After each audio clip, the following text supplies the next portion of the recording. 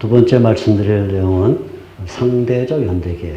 첫째는 우리가 절대적 연대기를 봤는데 아주 성경에 나오는 역사, 세계사의 인물 중심으로 연대가 이렇게 진행된다를 봤습니다. 두 번째는 상대적 연대기는 그렇게 볼 수는 없어요. 왜냐하면 연대 결정하기가 어려운 그런 이제 표현들이기 때문에 상대적 연대기는 절대적 연대기를 기준 삼아서 이렇게 진행된다 이렇게 보는 것인데 바울 서신과 그 다음에 사도행전을 보충적으로 고려해서 이제 볼 필요가 있는 것이죠.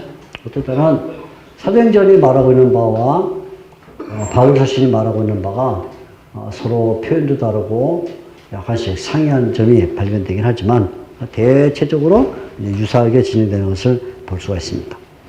가장 먼저 바울이 자기의 출생과 관련해서 하는 말을 들어보면 바울이 자기 출생에 대해서 자주 얘기를 해요. 출생. 내가 어떤 방식으로 이 자리에 있는가 이런 것을 말하는데 자신의 신상에 관해서 여러 성경에서 로마서 또 고린도 후서, 빌립보서 등등 말하는데 바울이 자기를 가리켜서 이스라엘 사람이다 이렇게 말하죠. 로마서 11장 1절, 빌립보 3장 5절 나는 이스라엘 사람이다. 또 그 말을 바꿔 말하면 나는 아브라함의 씨다. 아브라함의 자손이다. 로마서 11장 1절에 특히 이스라엘의 구원의 문제를 다루면서 나도 아브라함의 씨다. 로마서 11장 1절 말하고 또 빌립보 3장 5절에 보면 나는 히브리인 중에 히브리인이다. 히브리인이라는 이 용칭은 창세기에서부터 나오는 이스라엘 사람들을 가리키는 중요한 명칭 가운데 하나죠. 히브리인이다. 빌립보 3장 5절. 자기의 지파를 볼 때는 나는 베냐민 지파다. 그죠? 베냐민 지파 여러 차례 나오면서 자기를 가리켜서 나는 정통 바리새인, 정통 바리새인이다. 바리새인이라는 말은 당시에 대략 요세푸스의 기록에 따르면 바울이 살았던 당시에 바리새인의 수 전체 한 6,000명 있어요. 6,000명. 유대 땅뿐만 아니라 디아스포라 다 포함해서 6,000명. 그러니까 굉장한 자부심을 갖고 있죠. 바리새인. 엄격한 도제 제도를 통해서 바리새인의 계열이 형성이 되는데 6,000명이니까 굉장하죠. 그래서 바리새인이다. 이거 아주 자랑스럽게 생각하죠. 이렇게 이스라엘 사람이고 아브라함의 씨고 히브리인 베냐민 지파 정통 바리새인이다. 바울이 자신의 가족에 관해서는 간접적으로만 말하는데 직접적으로 별로 말하지 않아요. 바울이 예루살렘에서 체포를 당하면서 천부장에게 로마 천부장에게 자기의 시민권에 대해서 말하죠. 나는 나면서부터 로마 시민이다. 사도행전 22장 28절에 나오는데 나는 나면서부터 시민이다. 로마 시민이다. 사도행전 22장 28절 아주 중요한 구절입니다. 사도행전 22장 28절 시민권을 갖고 있는데 이 시민권이 바울이 획득한 게 아니고 내가 나면서부터다 이렇게 말할 때 당시에 로마 사람이 아닌 사람이 로마인이 아닌 사람이 로마의 시민권을 얻는 방식에는 몇 가지가 있어요. 어떨 때는 거금을 주고 사야 되기도 하고 거금 로마 시민권을 사는데 상당 투자를 하거나 아니면 대표적인 경우는 뭐냐면 로마 군인으로 전사하지 않고 전사만 안 되고 전사하지 않고 20여 년간 복역을 잘해서 퇴역을 하면 그러면 로마 시민권을 줬어요. 그러니까 아마 여기 바울이 나는 나면서부터 로마 시민이다. 그러니까 바울이 돈 주고 샀진 않았겠고, 그죠? 나면서 무슨 돈 주고 샀겠어요? 그죠? 아니면 바울이 로마 군인으로 복역하고 나서 20년째 받은 건 아니겠죠. 나면서부터니까. 그러니까 아마 추정컨대 바울의 아버지가 로마의 그 보조 군인이었을 가능성이 높다. 그러니까 당시 로마 군인은 본래 이탈리아 사람으로 된 로마 군인이 있고요. 이탈리아 사람인데 로마 군인이 있고 어떤 지역에 유다하면 유다, 시리아하면 시리아, 헬라하면 헬라 이렇게 외국에 주둔하게 되면 그 외국의 현지인들 가운데 모병을 해서 월급을 줘요. 월급을 주면서 군인으로 하는 우리식으로 하면 카투사라는 말 알죠? 오구질리어리 이게 이제 그 지역에서 현지 모병된 모병 군인. 이건 이탈리아 사람이 아닙니다. 그러니까 로마 제국 사람이 아니고 오구질리어리. 내가 이거 스펠링 맞게 쓰나 모르겠는데 영어가 어려운 영어라. 오구질리어리. 보조인데 지역에서 로마 군인의 대우가 똑같아요. 대우가 똑같습니다. 그래서 로마 출신 사람이 하루 동안 근무하게 되면 받는 게 원 데나리온이에요. 원 드라크마. 드라크마는 헬라식 화폐 이름이고 데나리온은 로마식 화폐 이름인데 군인이 하루 동안 일하면 그게 원 데나리온 받아. 그래서 30이면 30데나리온을 받는 거죠. 이게 로마 출신 군인이나 어거질러리 보조 현지 군인이나 똑같이 받는데 이 사람이 20년 동안 복역을 하고 퇴역을 하면 그러면 시민권을 줬어요. 굉장하죠. 그러니까 아마 바울의 아버지도 어쩌면 지역 보충 외인 부대 출신일 가능성이 높다. 외인 부대 출신 가능성이 높다. 그러니까 부친이 로마 신분권을 갖고 있기 때문에 당연히 바울도 태어나면서 로마 신분권을 갖고 있는 것이죠. 이어지니까. 바울이 자신의 어머니에 대해서는 오직 한 번 갈라디아서 1장 15절에 말하는데 어머니에 대해서 오직 한 번 말하는데 내가 어머니의 모태로부터 선택을 받았다 할 때 한 번 어머니를 얘기해요. 그 외에는 어머니에 대해서 얘기한 적이 아무튼 갈라디아서 1장 15절 이게 이제 갈라디아서 1장 15절에 이게 이제 아마 아버지와 관련된 그런 표현이라고 이렇게 생각하면 어머니와 관련된 그런 표현이 한번 나옵니다. 내가 선택을 받았을 때 하나님 나를 부르신 것은 어머니가 벌써 배에서부터 나를 불렀다. 이렇게 말하죠. 바울이 자신의 형제에 관해서도 한번 말하는데 누이에 대해서 한번 말하면 누나일 가능성이 누나거나 여동생일 가능성이 높은데 사도행전 23장 16절에 보면 사도행전 23장 16절에 보면 거기에 바울의 조카가 등장해요. 바울의 조카가 등장하냐면 유대인들 가운데 자객들이 내가 바울을 죽일 것 같지는 절대로 음식도 물도 안 마신다는 사람이 40명이 기다리고 있다 하는 말을 듣고 바울의 조카가 왜 조카죠? 누나나 또는 여동생의 아들일 테니까 바울에게 와서 알려주죠. 삼촌, 지금 유대인들 가운데 40명이 삼촌 죽이기까지는 밥도 안 먹고 물도 안 마신대요. 그래서 거기 이제 나오는데 사도행전 23장 16절에 이렇게 말하죠. 바울의 누이의 아들. 우리말은 그냥 조카 이렇게 아마 번역했을 텐데 정확하게 말하면 호피우스 테스 아델페스 바울로. 바울의 여동생 아니면 바울의 누나의 아들 이렇게 나옵니다. 누나. 그러니까 이 말은 뭐냐면 바울의 형제들 가운데 어떤 사람들이 예루살렘에 살고 있다 그 말이죠. 아직도. 그러니까 바울이 일찍 예루살렘에 진출해서 가말리엘 문화에서 배우는데 그때 아마 이렇게 바울의 형제들도 몇씩 같이 왔을 가능성이 있다 이렇게 볼 수 있죠. 로마서 16장 7절에 보면 로마서 16장 7절 이게 누나 언급이라고요? 로마서 16장 7절에 보면 친척에 대한 얘기가 나와요. 내 친척들이 있다. 그래서 친척에 대한 얘기가 나오는데 그 친척들이 바울과 같은 신앙을 갖죠. 안드로니고와 유니아 같은 친척들이 있다 이렇게 말합니다. 이게 이제 이 표현은 정말 피를 나눈 친척이냐 아니면 이제 같은 신앙을 갖고 있기 때문에 말이냐 하는 것은 조금 의구심이 있어요. 그럼 어떻든 간에 1차적으로 보면 아무튼 친척이 있다 이렇게 볼 수 있는데 바울은 자기가 출생한 지역을 가리켜서 길리기아 다소에서 태어났다 그래요. 사도행전 22장 3절. 길리기아 다소 출신이다. 길리기아 다소 출신이란 말은 길리기아 다소. 지금 다소, 이거는 22장 7절 사도행전입니다. 사도행전 22장 7절은 지금 터키의 맨 남단, 터키의 맨 남단, 지중해에 붙어 있는 저 타르수스죠. 타르수스 출신이다. 그러니까 이 말은 바울이 디아스포라 유대인이다. 그 말이야. 디아스포라 유대인. 예루살렘.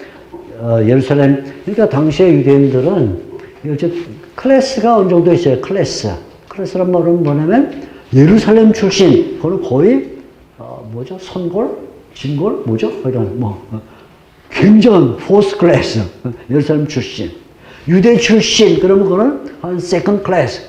유대 출신이야. 굉장하죠? 근데 그 밖에 있는 사람들은 다 디아스포라. 디아스포라는 언제나 뭔가 좀 유대인이긴 한데 아직 성전을 경험하지 못한 사람들. 이렇게 보는 거예요. 가끔 1년에 한두 차례 명절을 맞이해서 성전에 올라오긴 하지만 대부분 예루살렘에 사는 사람들은 가는 길에도 성전 보고 오는 길에도 성전 보고 그 당시는 전부 다 유대인들의 사고방식은 성전 중심 사고방식은 시온이즘이에요. 시온, 성전 중심이에요. 그러니까 당시에 유대인들이 토라를 해석할 때 이제 미시나의 세계의 중심은 세 가지다. 세계의 중심은 세 가지 중심이다. 뭐냐? 첫째, 하나님의 세계 중심. 둘째, 토라, 율법의 세계 중심. 셋째, 세계 중심 뭐냐? 성전. 그렇게 생각했어요. 성전이 무너진다는 건 유대인들은 절대로 생각할 수가 없는 거야. 그러니까 솔로몬 성전이 무너졌을 때 바빌론에 의해서 그건 도저히 있을 수가 없습니다. 우리가 여러분 성경에 이제 가장 그 성전 이스라엘 그러니까 솔로몬 성전에 무너질 것에 대하여 가장 예리하게 말하는 사람이 미가 선지자입니다. 미가 산장 돌무더기가 되랴. 시온이 할 때 세상에 어떻게 이런 말을 하는가 하고는 막 미가에 대해서 엄청난 미가는 8세기 선지자거든요. 주전 8세기 선지자. 이사야보다 먼저 사람인데 할 때 하나님이 주신 계시니까 어떻게 못했다고요.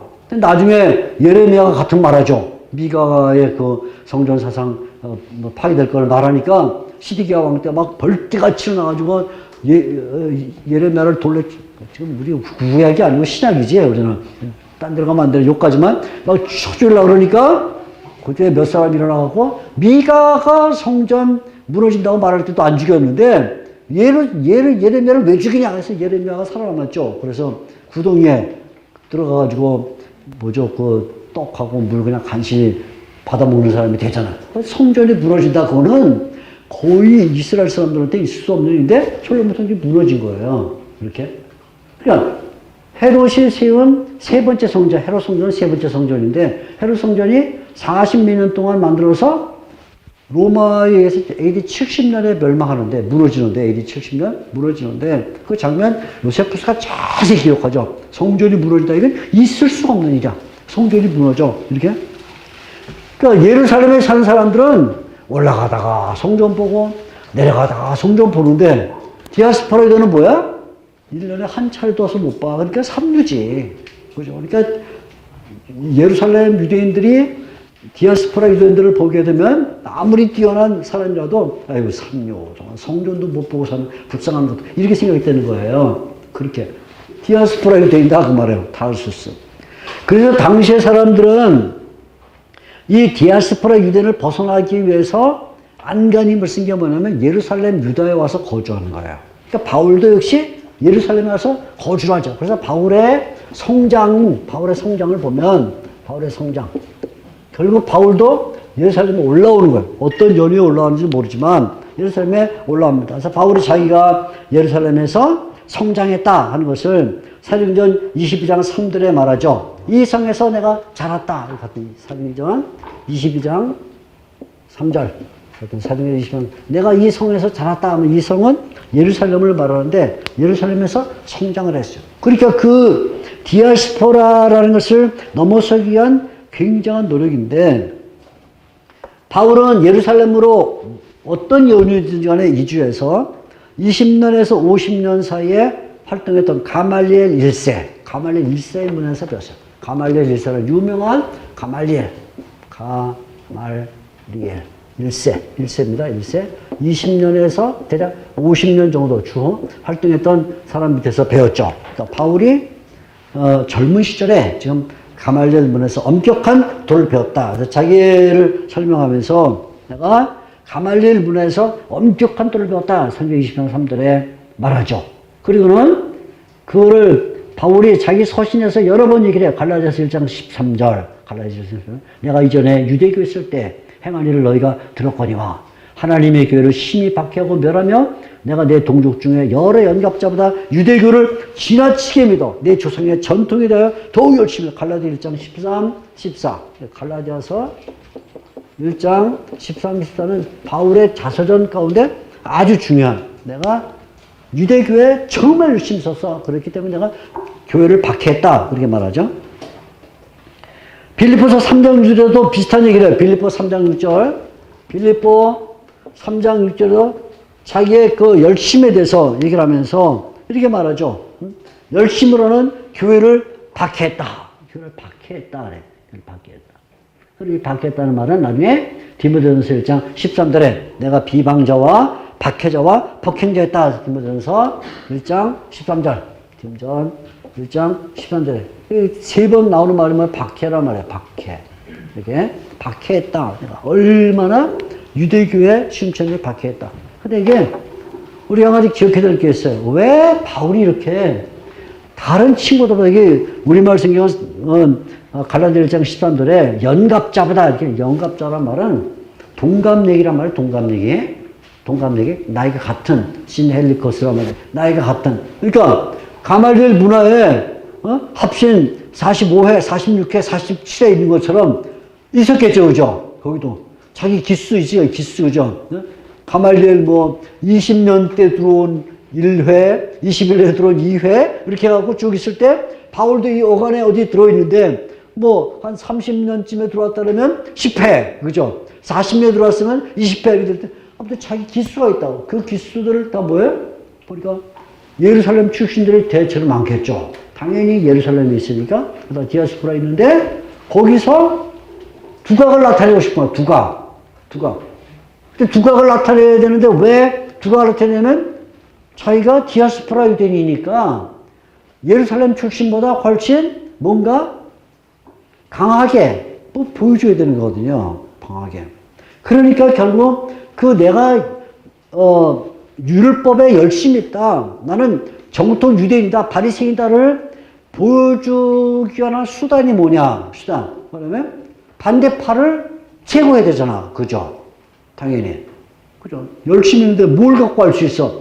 반대파에 대해서 막 혐오하고 박해하고 할 때, 야, 얘는 진짜 독종이네, 이거. 이건 예루살렘 출신보다 훨씬 더 강렬한데? 이런 거 아니에요? 그러면 이름이 드러나는 거죠. 그러니까 바울이 결국 사도행전에 살기가 등등하고 다메섹까지 원정해서 신자들, 기독교 신자들을 박해하고 했을 때 왜 그랬겠느냐? 할 때, 그냥 바울이 그냥 단순히 나쁜 놈이니까.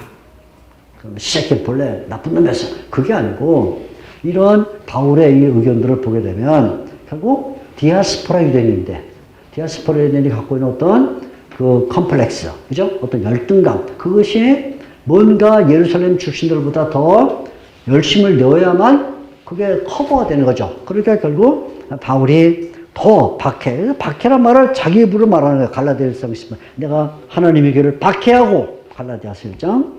빌립보 3장. 교회를 박해하고, 디모데 1장 13절. 내가 비방자 박해자였다. 공통단어가 박해예요. 박해. 그래서 자기의 열심을 보여주고 싶었던 거죠. 그래서 성장을 한 것입니다.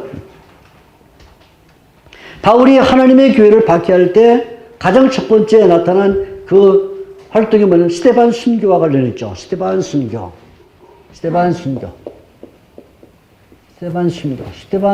관련했는데 바울이 서신에서는 이 말을 하진 않아요. 사도행전에 이제 나오는 표현인데 바울이 그걸 어느 정도 마음에 두고 있어요. 자기가 박해자였다라는 말을 할 때 갈라디아서나 빌립보 할 때는 스테반의 이름을 말하지 않지만 어느 정도 염두에 두고 있는 건데, 스테반의 순교할 때 바울은 청년이었다 그래. 사도행전 7장 58절에 청년이었다. 청년. 바울이 이 당시 청년이었다. 청년.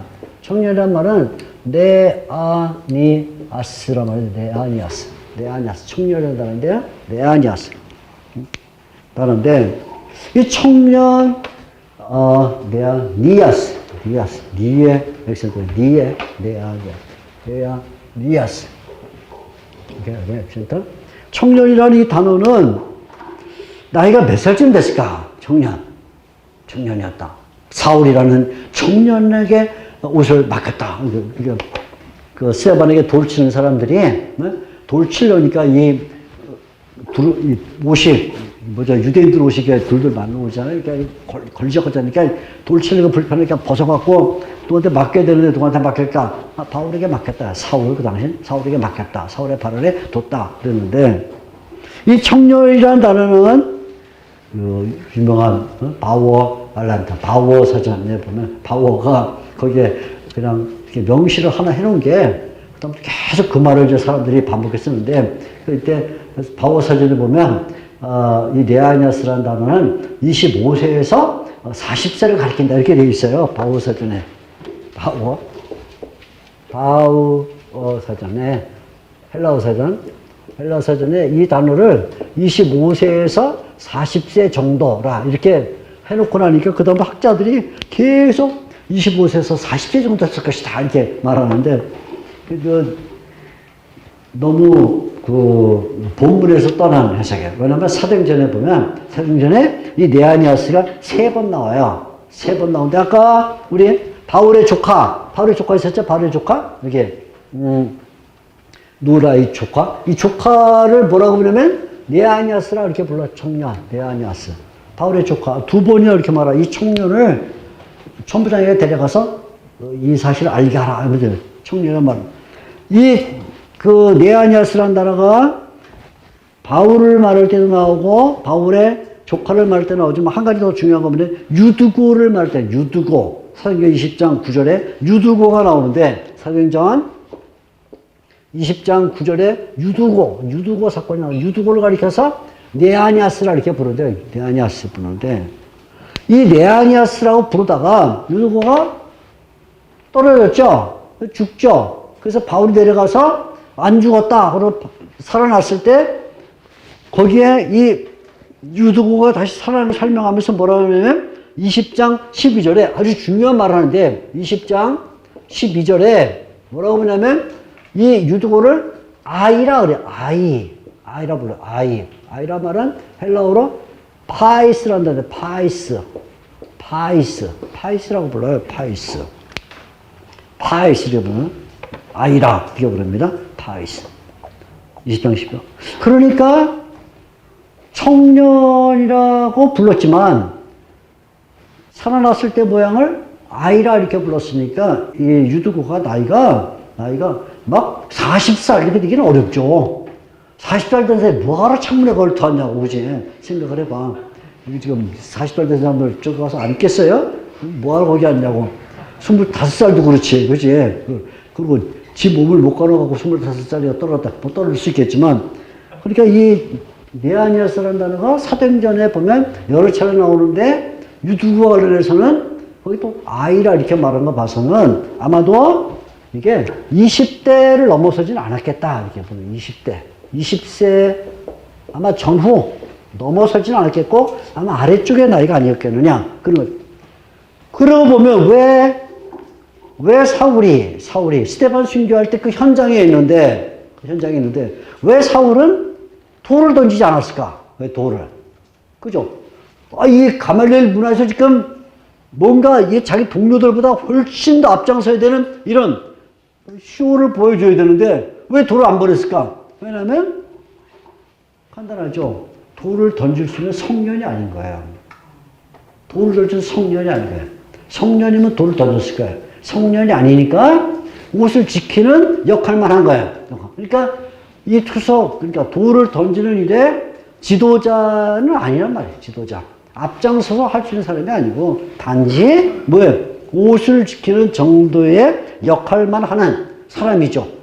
물론 사울이 죽는 것을 스데반이 죽는 것을 사울은 마땅하다고 생각했죠. 사도행전 8장 1절에. 그럼에도 불구하고 직접 돌을 들어서 던질 수 있는 그런 위치는 아니었단 말이에요. 그러니까 청년이라고 말했을 때 아직 성령으로 취급하지 않은 상태였을 것이다. 그러면 스데반이 순교할 때 바울의 나이를 대략 짐작할 수 있는 거죠. 그죠? 아까 우리가 37년에서 39년에 아레다 왕 그 성벽에서 도망갔다. 그러니까 스데반 순교는 그로부터 대략 한 15년 전쯤에 있지 않았겠는가. 이렇게 추정을 해볼 수 있는 거죠. 이런 생각을 해보는 거예요. 그와 더불어 중요한 것이 바울의 회심이죠. 바울의 회심. 자, 바울이 성장하고 그 다음에 바울은 어떻게 회심했는가. 바울의 회심.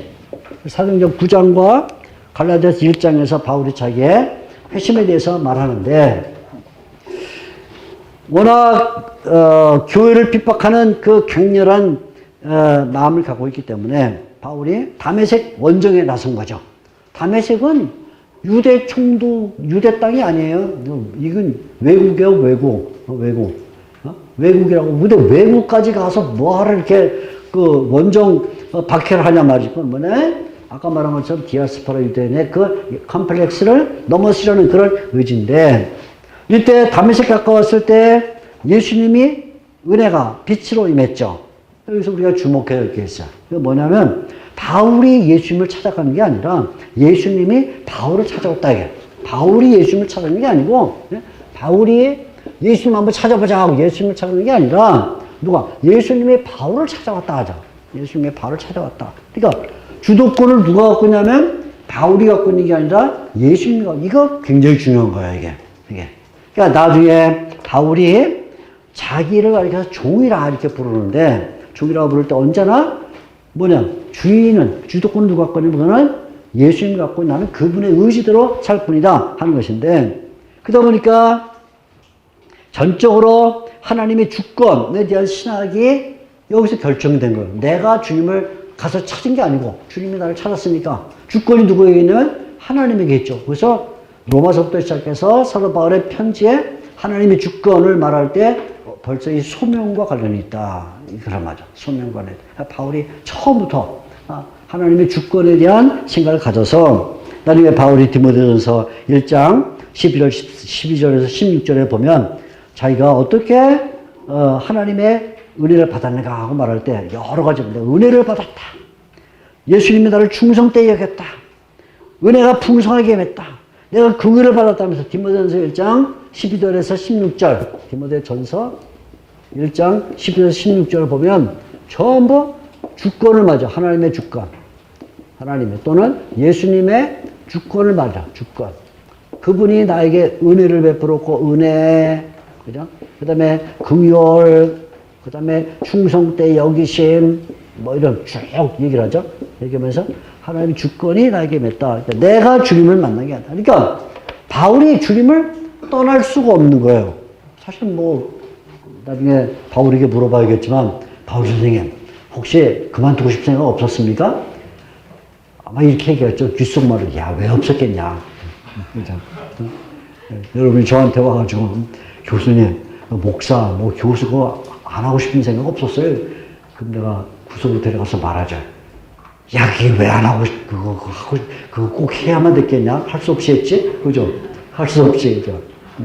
뭐 하고 싶어서 해요? 그죠? 이게 내가 붙잡고 있는 게 아니라 누가 붙잡고 있어? 하나님이 붙잡고 있는 거야. 내가 손을 놔도 소용이 없어. 왜? 내가 손을 저쪽에서 날 붙잡고 있으니까 소용이 없는 거야. 그러니까 종이라 그래. 그러니까 종이다. 그래서 바울이 갈라디아서 1장 15절에 말하기를 이걸 택정, 선택이다. 은혜의 소명이다. 그래 말이야. 택정과 은혜의 소명. 그래서 갈라디아서 1장 15절, 갈라디아서 1장 15절 이거를 선택과 소명 그렇게 말하자. 하나님이 나를 선택하셨고 내가 부름을 받았다. 내가 도망갈 수가 없다. 그래. 자, 이런 부르심 가운데 바울의 초기 활동이 일어나는데, 바울이 초기 활동은 뭐냐? 갈라디아서 1장 17절에 보면 아라비아로 갔다 그래. 아라비아 활동, 아라비아 사역. 네, 갈라디아서 1장 17절, 갈라디아서 1장 17절, 아라비아 사역이 나오는데, 이제 많은 분들이, 바울이 아라비아로 간 거는 뭐 묵상하러 갔다, 신학 공부하러 갔다, 어쩌고 그러는데, 본문의 지지를 못 받고요. 1장 16절에서, 갈라디아 1장 16절에서, 갈라디아 1장 16절에 바울이 뭐라 하면, 내가 이방인을 위해서, 이방인 전도의 소명을 받았다, 그래요. 이 소명을 내가 받았다. 먼저 이렇게 1장 16절에 말하고 놓고 나서, 그 다음에 바울이 내가 갈라디아로 갔다. 1장 10절 이렇게 말하니까, 16절 나는 이방인 전도를 소명받았다 말하고, 17절 갈라디아로 갔다 이렇게 말하니까, 16절과 17절을 연속해서 읽게 되면, 바울이 갈라디아로 간 것은 다른 것 때문에 그런 게 아니라 이방인 사역에 부름을 받은 첫 번째 사역지로 가요. 첫 번째 사역지로 갔습니다. 첫 번째 사역지로 가서, 아라비아는 유목민들이 사는, 나바테 사람들이 사는 곳인데, 나바테 유목민이에요. 나바테 유목민. 아까 우리가 얘기한 다메섹의 아레타 왕도 나바테인 출신이에요. 나바테 족속입니다. 그래서 이 이방인이기 때문에 처음으로 갔다. 그런데 아마도 이 첫 사명지에서 바울이 오래 머물지 않았거나, 아니면 굉장한 성공을 거두지 못했기 때문에 사도행전이 구태여 그에 대하여 언급을 안 한다. 이렇게 볼 수 있죠. 사도행전에 이 아라비아 사역에 대해서 별로 얘기가 없거든요. 그 말은 잠깐 갔거나 아니면 큰 무슨 이렇게 성과가 없었기 때문에 있을 수 있다. 이렇게 말하죠. 아라비아에서 다시 다메섹으로 돌아오죠. 다메섹으로 돌아옵니다. 아라비아에서 다메섹으로 돌아오는데, 바로 이 다메섹에서 유대인들에게 이제 핍박을 받죠. 박해를 받아서 아까 말한 대로 아레타 왕 당시 때 성벽을 타고 도주하게 됐다. 그래서 고린도 사도행전 9장과 고린도후서 11장 여기 나오는 사도행전 9장과 고린도후서 11장에 이에 대해서 자세하게 설명을 해줬습니다. 그래서 처음에 바울의 첫 번째 전도지, 이방인 전도지는 아라비아와 다메섹이었다 이렇게 볼 수 있죠. 그 다음에 이제 예루살렘 사도들을 만나고 그러면서 새로운 그 사명으로 들어가서 안디옥 교회 사명하고 그 다음에 뭐 이제 등등 전도 여행을 가게 되는데, 우리가 바울의 연대기에서 중요하게 받을 거는 바울의 여정이죠. 바울의 여정. 바울이 어떻게 여행을 했는가. 이게 바울의 서신에 사도행전 외에도, 사도행전 이제 바울의 전도를 3번 말하죠. 1차, 2차, 3차. 또 나중에 제가 바울의 전도와 선교 방식에 대해서 한 강좌를 할 거예요. 굉장히 좀 복잡하고 좀 많은 내용이기 때문에 한 강의 떼서 말하겠지만, 그때 이제 자세히 말씀드리기로 하고, 아무튼 바울의 여정은 사도행전에서는 1차, 2차, 3차, 마지막에 로마행 이렇게 이제 갖고 있다면, 서신서에서는 그런 뭐 1차, 2차 이런 것보다는 다 단편적으로 나와요. 로마서, 고린도전서, 고린도후서 전부 단편적으로 나오는데, 조금씩 차이 관련된 그 부분에 대한 얘기가 나옵니다. 이 여정은 이제 좀 이따가 다시 한번 전체적으로 한번 말씀드리기로 하고요. 이 여정을 끝낸 다음에 마지막에 바울이 예루살렘으로 최종 방문하죠. 그래서 5번째, 예루살렘 최종 방문. 그것이 바로 아까 말한 대로 가이사라에 체포당하는 그 58년 이 정도 이제 올라가게 되는 것이죠.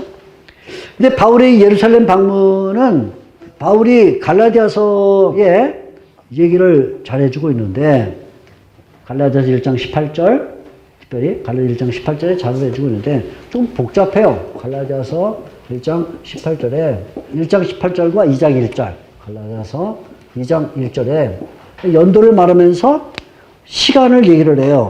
뭐라고 하냐면 3년, 그 다음에 그 후 14년 이렇게 만들어요. 3년, 그 다음에 그 후 14년. 그래서 3년, 그 다음에 그 후, 그 다음에 14년 이렇게 말하기 때문에 바울이 여기 어떤 A라는 지점에서 B라는 지점까지 그냥 전체가 14년인데, 거기에 3년이 있었고, 그 후가 있었고, 토탈 14년이다 이렇게 말하는 것인지, 아니면 바울이 A라는 지점에서 B 지점까지 가는데 처음엔 3년 있었고 더하기 그 후가 있었고 그 다음에 14년이 있었다 이렇게 말하는 것이 이제 확실하지가 않아요. 바울의 용법에 있어서. 그러면 이렇게 말하면 이거는 대략 17년 이상 되는 거죠. 17년 이상. 이거는 14년이 되는 거고. 그러니까 바울이 예루살렘 방문을 얘기할 때 이게 연속적으로 말하는 것인지 단절적으로 말하는 것인지 모르지만 아무튼 우리 한 가지 짐작하는 거는 바울의 그 활동 기간이 굉장히 길었다죠. 14년, 17년 굉장히 길었다. 이런 것들을 우리가 볼 수 있는데 이 예루살렘 여행이 끝나고 나면 바울이 마지막으로 간 게 로마 여행. 그래서 로마 여행 되는데 이 로마 여행은 1차, 2차, 3차 이렇게 계산을 안 하는 이유는 왜 그러냐면 이거는 바울이 자발적으로 하는 게 아니라 이거는 가이사라에서 집포된 다음에 로마의 황제에게 상소를 했죠. 그때 그 로마의 황제가 누구냐면 네로예요. 네로에게 상소를 했어요. 그러니까 네로가 신약 성경에 한 번도 이름으로 나오진 않아요. 사도행전 26장, 25장, 26장 보면 바울이 내가 황제에게 상소하노라 이렇게 말하는데 그때 그 황제는 네로를 가리킵니다. 네로는 54년에서 68년까지 통치됐는데 아무튼 네로를 가리키는데 바울이 이 로마에 가게 될 때 죄수로 호송이 돼요. 죄수로 호송이 됩니다. 죄수로 호송이 됐다. 자, 호송이 됐다. 그러니까 죄수로 호송이 되니까 얼마나 불쌍해요. 그죠? 자유의 몸으로 자유롭게 다녀야 되는데 죄수로 갔다. 얼마나 불쌍합니까? 근데 이 죄수로 가는 것이 바울에게는 굉장한 유익이었어요. 굉장한 유익. 몇 가지 유익. 첫째 유익은 뭐냐면 안전.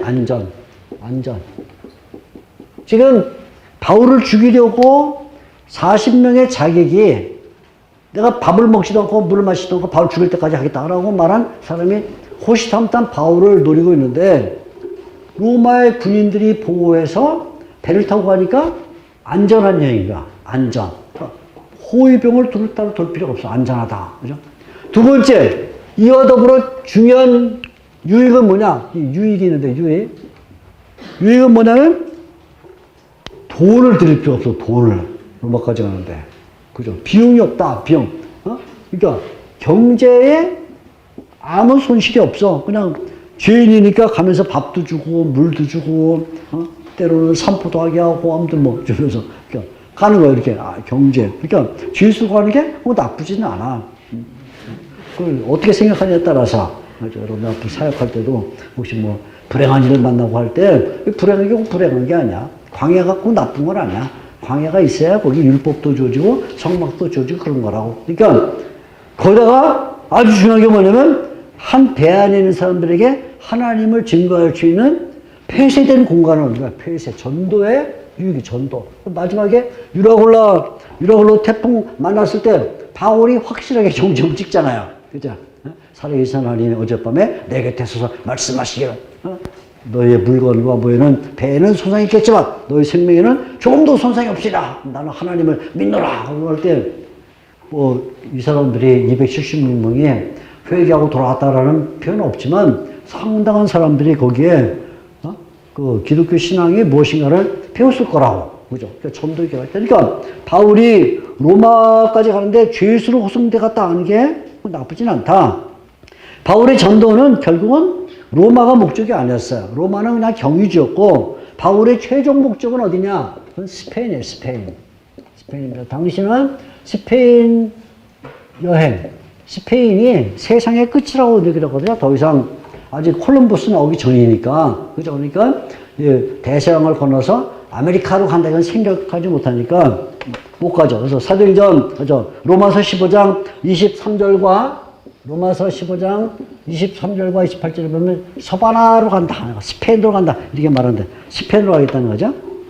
나중에 로마의 교부였던 로마의 클레멘스라는 교부가 로마의 클레멘스가 기록한 96년 편지에 보면 96년 편지에 로마의 클레멘스가 바울의 서신이 아니라 로마의 클레멘스한테 보면 그런 말이 있어요. 바울이 서쪽 끝까지 도달했다. 그러니까 전설일 수 있죠. 전설, 성경에 기록되지 않았지만 96년경에 클레멘스가 기독교의 과거를 한 20년, 30년 거를 회상하면서 바울이 서쪽의 끝까지 도달했다. 이렇게 말한 거 봐서는 아마도 바울이 스페인까지 갔었을 수도 있겠다.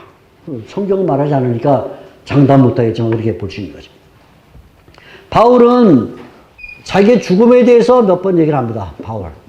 바울의 죽음, 바울의 사망 몇 번 얘기를 하는데 바울이 자기를 가리켜서 빌레몬서 9절에 노인이다. 노인. 빌레몬서 노인이다. 노인. 프레스뷰테스. 자기를 가리켜서 프레스뷰테스. 이렇게 부른다. 프레스뷰테스. 나 노인이다. 이렇게 부르는데 이제 이 노인이라고 말할 때 당시의 노인 개념은 50대가 노인이에요. 50대. 80대, 90대, 50대면 벌써 노인이야. 50이면 언제까지 50대가 노인이냐면 르네상스 시대 18세기, 19세기 들어올 때까지도 50대면 노인이에요. 개념이 그래요. 그러니까 바울이 살 때 대략 50대가 노인이니까 50대 노인입니다. 50대. 빌레몬서. 이 빌레몬서를 바울이 대략 61년에서 63년에 썼다. 이렇게 생각하면 61년에서 63년경에 기록했다. 이렇게 보게 되면 바울이 태어난 시점이 50을 빼면 뭐 11년에서 13년, 뭐 좀 길면 아무튼 10년에서 15년 사이에 바울이 출생했을 가능성이 높죠. 바울의 출생. 그러니까 바울이 아까 우리가 37년에 아레다 왕의 그 성벽을 타고 내려왔다. 그보다 몇 년 전에 한 2년 정도쯤에 회심했다 그러면 35년 회심했으면 바울이 15년에 태어났다고 할게요. 회심한 그 시점이 대략 20세쯤에 회심을 한 거죠. 이렇게. 스데반 사건이 아까 우리가 20대 전일 것이다 이렇게 봤는데 대략 비슷하게 이렇게 맞는 거죠. 정확하게 말은 못하지만 대략 이 정도 얘기할 수 있죠. 바울의 그 사망 연도는 대략 68년에 순교를 한 것으로 우리가 추정을 할 수 있습니다. 바울의 순교는 68년 이렇게 봅니다. 그래서 그 사이에 로마 첫 번째 감금되고 그 다음에 잠깐 석방됐다가 2년 동안 있다가 활동을 좀 더 하다가 두 번째 투옥돼서 디모데 전서, 디도서를 쓰고 마지막 순교를 했다 이렇게 볼 수가 있습니다. 자, 이런 우리 이제 상대적 연대기를 쭉 보면 여러분이 한번 머릿속에 계산해 보시고요. 보면 이런 관계 속에서 바울의 편지가 어떻게 기록됐는가? 바울의 편지. 자, 바울의 편지가 데살로니가 전서, 데살로니가 후서, 갈라디아서가 아마 가장 먼저 기록됐을 것이다. 이렇게 봐요. 대살전, 그 다음에 살후, 갈라디아서가 대략 52년경 기록될 것이다. 이게 2차 전도 때 기록될 것이다. 보고. 그리고 고린도 전서, 고린도후서, 로마서. 이게 고린도 전서, 고린도 후서, 로마서가 대략 54년에서 58년 정도 기록될 것 같은데 54년에서 58년 대략 이거는 이제 3차 전도 때 기록될 것이다 이렇게 보고요. 그 다음에 에베소, 빌립보, 골로새, 필레몬 보통 옥중서시자 말하는 그 다음에 골몬 이제 제1차 투옥 때 그럴 때라 61년에서 63년 이렇게 봅니다. 그러면 로마 1차 감금 때, 그 다음에 디모데 전서, dim전, 딤후, 디도서, 목회서시죠. 디도서가 대략 67년에서 68년 이렇게 기록됐을 것이다 이렇게 보죠. 그러니까 아까 우리가 빌레몬서 61년에서 63년에 기록됐다고 보면 바울이 50대라고 할 때 이렇게 된다 말했던 그 정도로 추정을 해볼 수가 있습니다. 여러분이 이제 그 바울 서신 읽으면서 한번 시간 날 때 정리해 보실 건 뭐냐면 바울의 자의식이에요. 바울의 자의식. 자기를 뭐라고 부르는가. 바울이 자기를 부르는 명칭이 굉장히 많아요. 어떤 때 나는 사도다. 어떤 때 종이다. 사도다 하고 말할 때는 사도가 밖으로 나간다는 외향적인 성격. 사도니까 보냄을 받아서 가는 거. 종이다 그러면 때 내향적이 강해. 그래서 내가 종이니까 주인에게 달라붙어야 된다. 그래서 종이라고 말할 때는 구심력이 강하다면 구심력. 사도라고 말할 때는 원심력이 강한 표현이다. 그러니까 바울이 두 가지 표현을 로마서에 쓰죠. 나는 사도이면서 종이다. 이렇게 말할 때. 그러니까 바울의 굉장한 한편으로는 예수님께 집중하고, 한편으로는, 세상을 향해서 확대되려는 그런 어떤 그 두 개의 힘을 갖고 있는 사람이 바울이었죠. 바울은 자기를 사도라고 부를 때 이방인의 사도다. 그래. 이방인의 사도. 바울이 늘 로마서, 갈라디아서 그 외에도 여러 차례 이방인의 사도다. 이방인을 위해서 부름받았다. 이렇게 말하는데 바로 어떤 때는 이방인의 사도가 된 까닭은 내가 빚진 자이기 때문이다. 그래. 로마서 1장 14절에 보면 내가 빚진 자다. 로마서 1장 14절에 아주 특이한 표현. 내가 빚진 자다. 빚진 자. 빚진 자. 사실은 바울이 이 말을 할 때 빚진 자라는 말은 하나님께 빚진 자야, 하나님. 바울이 로마서 4장에 보면 빚에 대한 개념을 잘 설명하는데 하나님이 내가 아무 일도 안 했는데 나를 사도로 삼아주셨어. 내가 아무 일도 안 했는데 사도로 삼아주셨어. 내가 일을 해야 그에 대한 싹스로 뭘 주는데 아무 일도 안 했는데 싹을 준 거야. 사도라는 싹을 줬어. 그 빚을 진 거죠. 그렇지? 빚을 졌다. 근데 그 빚을 하나님께 갚는 게 아니라 누구에 갚냐면 이방인한테 갚아. 그래서 바울의 이 빚진 자라는 개념은 빚 채무 관계는 사실은 하나님과의 관계가 이루어졌는데 하나님과의 관계가 이루어졌는데 실제로 그걸 이행하는 건 누구한테 이행하냐면 이방인에게 이행한다. 그래서 내가 이방인의 사도다 그렇게 말하죠. 그래서 바울이 로마서 1장 14절에 내가 헬라인에게나 야만인에게 지혜 있는 자 어린 자에게 빚진 자다 이렇게 말하는데 그 말은 그 사람들이 바울에게 뭐 빚을 준 게 아니고 하나님에게 빚을 받았지만 그걸 갚는 것은 하나님께 한다 그 말이죠. 그러나 바울은 또 어떨 때는 내가 자유인이다. 자유인이다. 빚진 자란 말로 자유란 말은 서로 상반되는 내용인데 자유이다. 그때는 바울이 무슨 말이냐면 나는 사람에게 안 매인다. 사람에게 안 매인다. 고린도전서 9장 1절과 9절에 보면 자유자라는 말이 나와요. 자유자.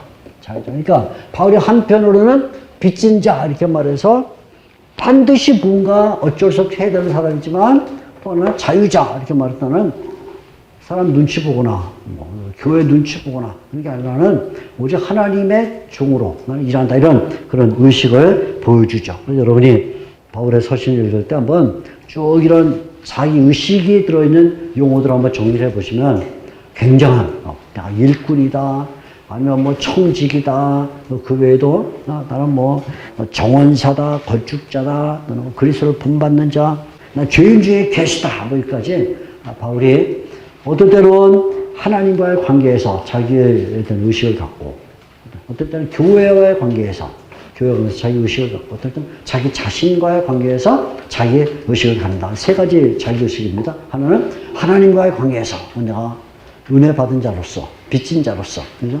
교회의 관계에서는 내가 아버지요 내가 교사요 교회를 내가 기르고 세워간다. 자기 자신과 관련해서는 나는 그리스도를 본받는 자다. 나는 죄인 중에 계시다.